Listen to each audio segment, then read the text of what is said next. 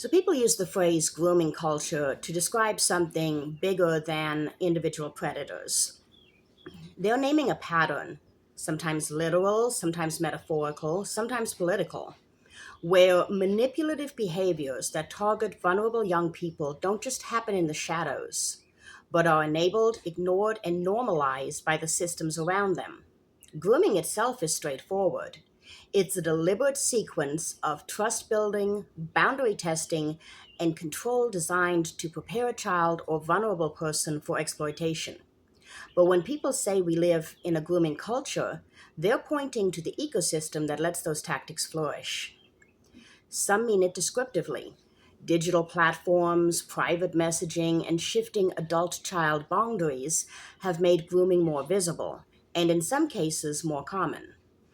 Others use it normatively or politically, arguing that institutions, from schools and tech companies to courts, have failed to protect children or have normalized sexual interactions with minors.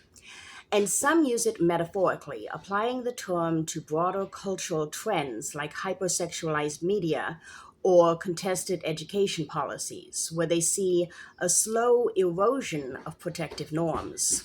The problem is that culture is a big, slippery word. It can illuminate, but it can also obscure. So the question becomes, what do we actually know? We know that child sexual abuse remains widespread. We know that online grooming has exploded because digital platforms create endless private contact points. And we know that high profile investigations have made the invisible visible. But we also know that institutions routinely fail, sometimes through negligence, sometimes through self protection. Complaints get ignored, reputations get prioritized.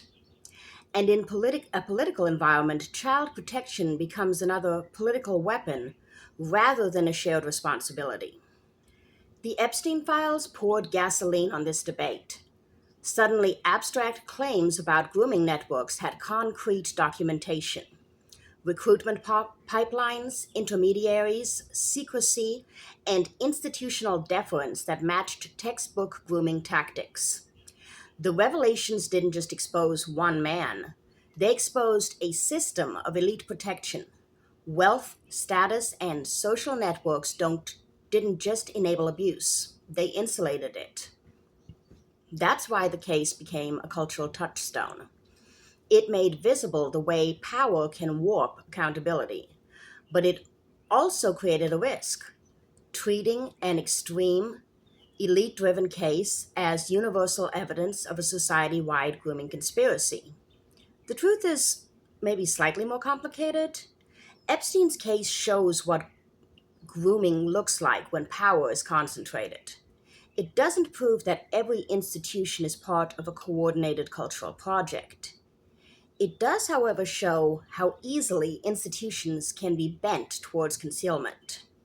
And that brings us to the deeper structural forces: patriarchy, capitalism, and white supremacy that shape who is vulnerable, who is believed, and who gets protected. Patriarchy concentrates authority in men and creates credibility gaps for women and girls. Misogynistic norms sexualize young women while simultaneously dismissing their testimony. Male dominated networks reward loyalty and silence. Capitalism adds another layer: the commodification of youth and sexualized content, the monetization of attention, the economic precarity that makes some young people easier to exploit, and the concentration of wealth that allows elites to convert abuse into private transactions. White supremacy shapes the racial dynamics of vulnerability and response. Survivors of color are less likely to be believed. Perpetrators who are white or elite are more likely to receive deference. And public discourse often scapegoats racialized groups, reproducing old racist tropes while ignoring the structural failures that enable exploitation in the first place. This is why the term grooming culture can be both powerful and dangerous. Overuse dilutes meaning. Weaponization in culture wars turns a real problem into a rhetorical cudgel. And poorly designed prevention strategies can trade one harm for another. More surveillance at the cost of privacy, more moderation at the cost of speech, more punitive measures that disproportionately target marginalized communities. Precision matters, evidence matters, context matters. If we're serious about preventing grooming and exploitation, we need a multi layered strategy that matches the complexity of the problem. That means teaching children and caregivers to recognize manipulative tactics, not through fear mongering, but through power, literacy, and consent education. It means institutional reforms that limit secrecy, mandate reporting, and tie funding to real safeguarding practices.